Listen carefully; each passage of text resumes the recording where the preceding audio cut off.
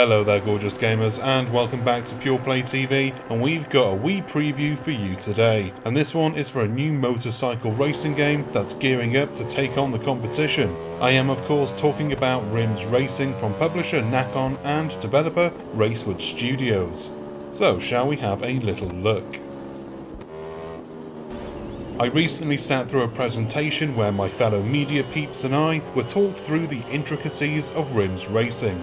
The developer was keen to push the realism, stating that there are over 500 spare parts that you can use to modify your bikes, and that you can take them bikes apart, replace every component, and optimize it to your own specification. I thought it sounded just a little bit overly ambitious, but then I played the preview build for myself, and every word was true.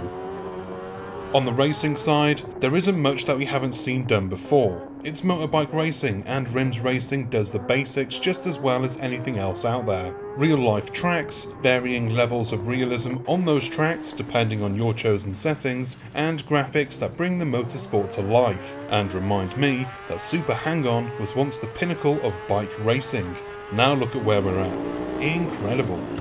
It's no surprise the game looks as great as it does. It's using the KT engine by the Nakon-owned studio KT Racing, some of the best in the racing business, with the hugely successful WRC series being built on that proprietary engine, as well as the upcoming Test Drive Unlimited Solar Crown.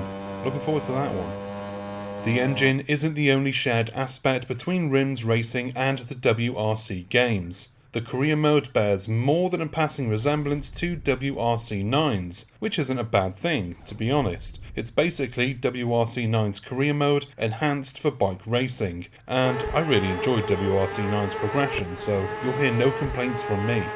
What I may have a whinge about is the quick time events. Yes, you heard me right, quick time events in a racing game. During pit stops you can change the bike's gear to suit your needs and tweak other performance modifiers. But before the pit crew will start stripping your machine, you need to follow the on-screen prompts to get them to do their job. So twirling the left stick, pushing the stick and the cross button, and so on. This is how parts are removed, and then you repeat those actions to put the parts back on.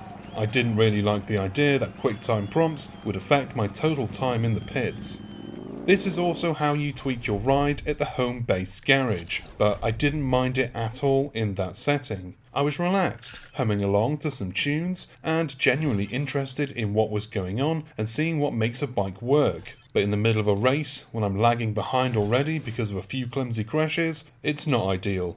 But I suppose it's all in the aid of the simulation. The faster you move your pit crew, the quicker you're back out on the tracks. There's just as much happening off the asphalt as there is on it. There's a deep career mode where you'll be able to expand your bike collection, your research and development, and your management team by spending team points earned during races. You can also earn cash, or as the game calls it, credits. This currency is what you will use to buy new parts and improvements to all facets of your team.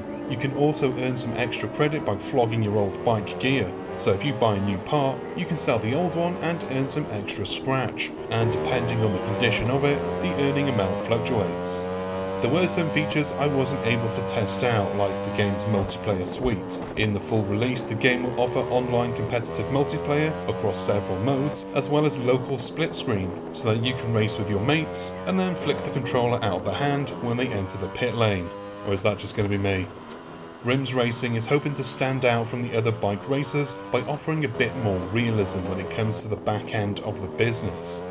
In my short time with the preview, the racing gameplay has been as good as anything else, but the real standout is the depth to its management systems. Whether it's pulling a bike apart and replacing every component with gear that you've earned through winning races, or tweaking your team for improved functionality on the tracks, or even for some boosts in the financial department. There's more depth here than in most racing games out there.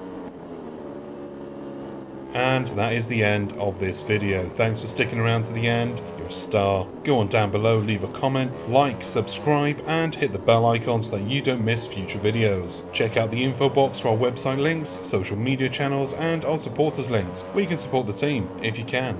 I've been Chris, you've been gorgeous, and I'll see you on the next one. Until then, bye bye.